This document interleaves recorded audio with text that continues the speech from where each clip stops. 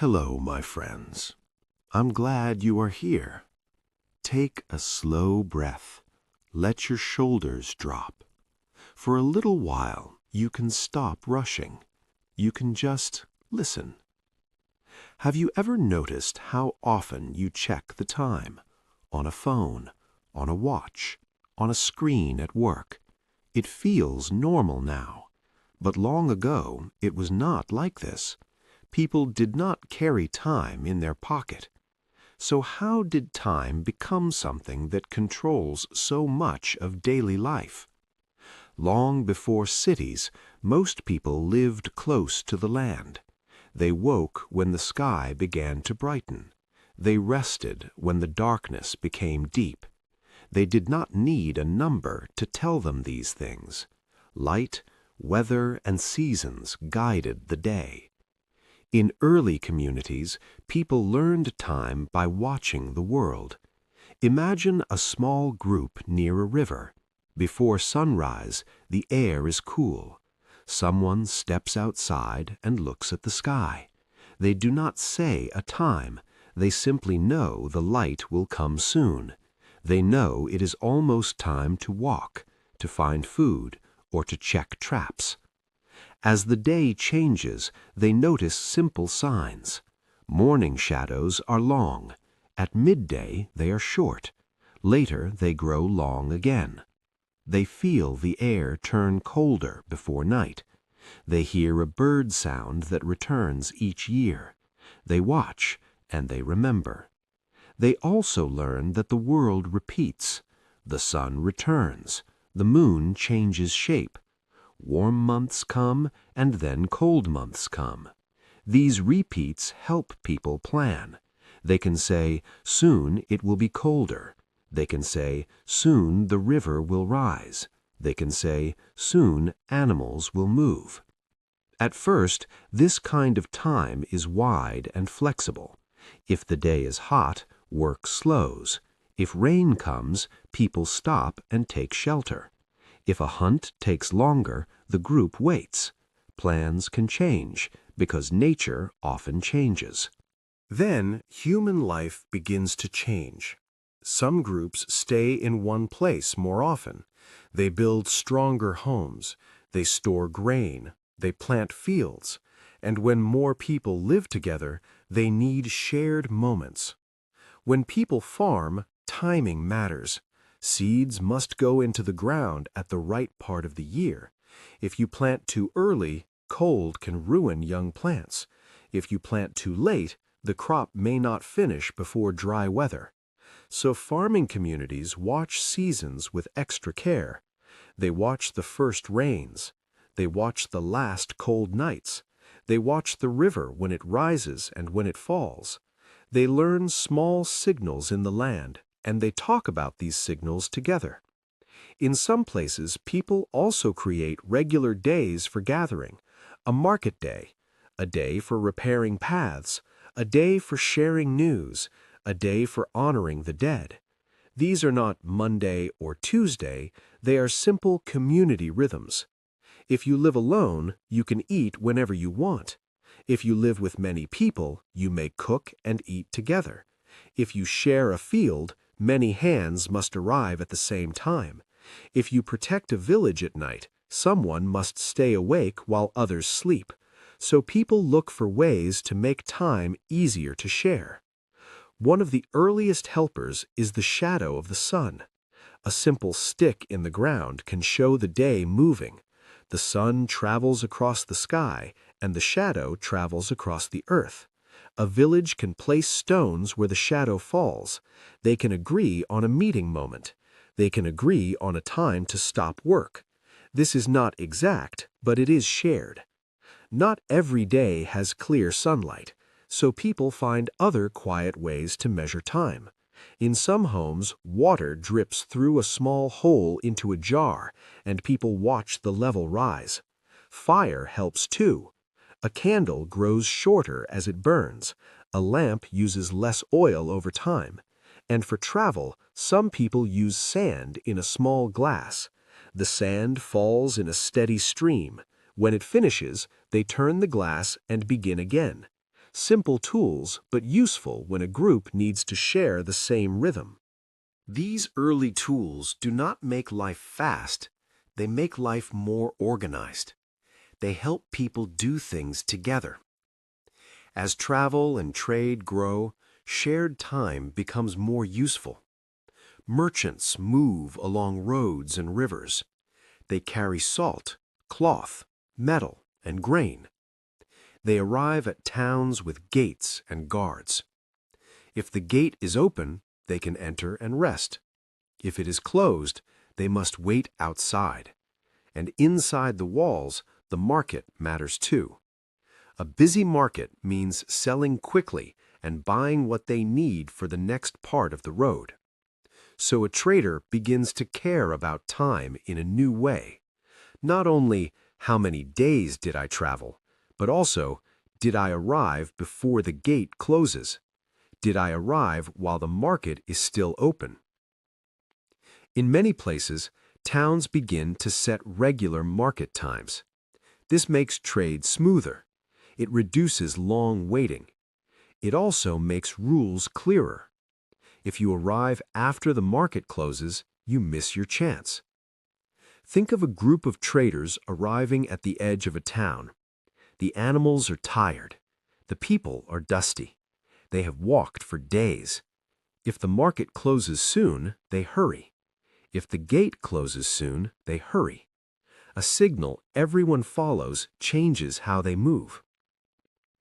As towns grow into cities, sound becomes an important time signal. A bell can be heard across streets. A drum can be heard across a wide area. A call from a high place can reach many homes. These signals help people move together.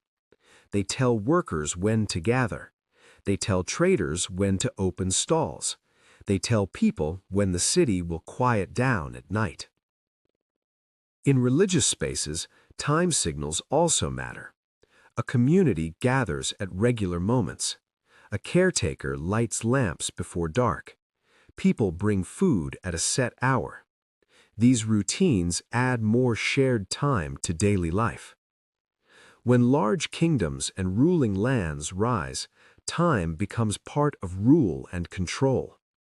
A leader wants taxes to come on a regular day, not whenever people feel ready. A leader wants soldiers to arrive together at the same moment. A leader wants ships to leave at a planned time so goods and messages move faster. In a wide land, small delays can turn into big problems. So leaders need clear signals. They need bells, calls, and tools that help many people follow the same plan. Time is no longer only about seasons. It becomes part of how a large ruling system stays organized. These ruling lands also connect far places. A road system links towns. A sea route links ports. Messages travel, goods travel, and time tools travel with them. A sailor needs to divide the day on a long trip. On open water, the view is the same for hours. A sand glass can help the crew change tasks. One group pulls ropes. Another group rests. Another group watches for danger. The glass is turned and the work changes. Along land routes, travelers also begin to rely on shared signals. If a city gate closes at a known time, you plan your arrival. If an inn serves food at a known time, you plan your stop. These small things slowly make the day more fixed. Over generations, time tools improve. They begin to work the same way each day. They also become more connected to power because not everyone owns them. Some people live near towers and bells. Some people work far away and only hear the signal. Some people decide when the signal will sound. Others have to follow it. This is a hard chapter, but we can speak about it calmly. In many towns, workers are paid by the day or by the hour. If the work begins at a set time, the worker has to be there. If the worker arrives late, the worker loses pay. If the worker is sick, the schedule does not change. Time becomes part of the agreement. In some places, time is not only helpful, it is also used to control people. A worker may be watched. If they slow down, they may be punished. The schedule does not change even when someone is tired or sick. This is important to say clearly. The clock itself is not cruel. People can use it in a cruel way. A rule like "start now" sounds simple. But if a person has no choice, that rule becomes pressure. It can reduce rest. It can make life less safe. Later, in workshops and factories, this becomes stronger. Machines work best with steady hours. Owners want the same rhythm every day, so the workday becomes stricter. People enter when a bell or whistle sounds. They leave when it sounds again. In early factories, many workers move from farms into cities. On a farm, work changes with weather. In a factory, work stays the same even when the sky changes. If it is dark, lamps are lit. If it is cold, people still work. For many workers, the hours are long. The rooms are crowded. The air can be bad. Children sometimes work too. These details matter because the clock makes it easier to demand one more hour. The clock gives a clear measure, and that measure can be used against the weak. Time is also tied to movement and transport. In older travel, a journey is measured by days and nights. A person might say, "I will arrive after 3 sunsets." There is room for delay. If a wheel breaks, you fix it. If a river rises, you wait. But when faster transport arrives, the rules change. Trains need printed schedules. They need exact timing so stations do not become confused and travel stays safe. So stations need shared clocks. Towns along the line have to follow the same clock more often. This pushes communities to follow the same clock more often. It helps travel. It helps business. It also makes lateness more costly. A person leaving for work can no longer say, "I will go when the sun is up." They have to say, "I will go before the train leaves." A shop owner can no longer say, "I will open in the morning." They have to open when customers expect, at a known hour. As travel spreads across wide lands, another problem appears. The sun reaches one town earlier than another town, so noon is not exactly the same everywhere. When travel is slow, this does not matter much. People arrive when they arrive. But when trains arrive, the rules change. Trains need clear timing or everything becomes messy.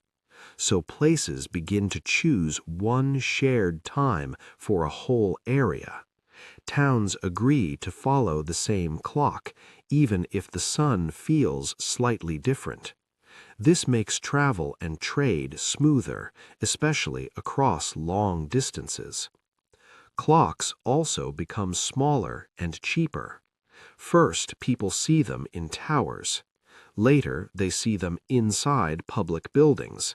Then they appear in homes, then in pockets, then on wrists. When many people carry a clock, life becomes easier to plan together. Friends meet at a chosen hour. Workers start together. A shop opens and closes in a clear way. A teacher begins a class on time. In the modern world, time becomes part of many big schedules. Factories, schools, and offices use schedules to move many people through a day. Hospitals use time to give medicine and plan care. Ships, trucks, and planes use time to move goods across long distances. Even cooking uses time so food does not burn. This can be helpful. It reduces confusion. It helps large cities work. It allows strangers to work together without speaking. But it also means a person may have less freedom to move slowly. If a school starts at a set hour, families must fit that hour. If a shift starts at a set hour, a worker must arrive, even in bad weather. If an office meeting begins at a set time, people rush through traffic. In earlier life, waiting is part of the day. If a traveler arrives late, people wait near the fire. If rain starts, work stops and people take shelter. If the harvest takes longer, plans change. But with shared schedules, waiting becomes harder. When a market closes at a set hour, arriving a bit late can mean losing money. When a train leaves, it does not wait for you. So people begin checking time more often because the world around them demands it. Today, time is very easy to see. A screen shows it instantly. Many people set alarms for waking and leaving. Time is not only in towers now. It is in pockets, on wrists, and on walls in many rooms. This ease also changes travel across the world. A flight plan depends on shared time. A worker in one country can speak to a team in another country because both sides agree on the hour. Big ports use time to move boxes of goods from ships to trucks. Small stores use time to open and close in a clear way. Still, the older time has not disappeared. Daylight still changes. Seasons still return. Winter still arrives in its own way. Plants still grow at their own speed. Animals still move when food and weather change. What has changed is how we organize ourselves. We built shared clock time that lets millions of people move together. It helps trade grow. It helps travel speed up. It helps factories and modern services run. It also allows stronger rules for work, especially for people with less power. Next time you look at a clock, pause for one breath. Remember the long path behind it. Imagine an early village. A stick stands in the ground. Someone watches the shadow move. They are trying to meet others at the same moment. They want the group to work together and stay safe. Then imagine an old town. A bell sounds from high stone. People lift their heads. Stalls open. Work begins. Later, gates close for the night. The bell helps the town move together. And now return to your own day. You may have a phone in your hand. You may have a schedule waiting for you. You can still use time as a tool, but you can also remember where it came from. Long ago, people watched shadows, water, and fire so the group could meet, work, and stay safe. Today, people follow clocks for the same reason. It helps schools open, markets begin, trains leave, and work shifts start. Time is an agreement people share so daily life works in a clear, steady way. Thank you for listening with me. Stay safe and take your time. If you enjoyed this video, give it a big thumbs up. Share it with your friends, and don't forget to subscribe for more videos.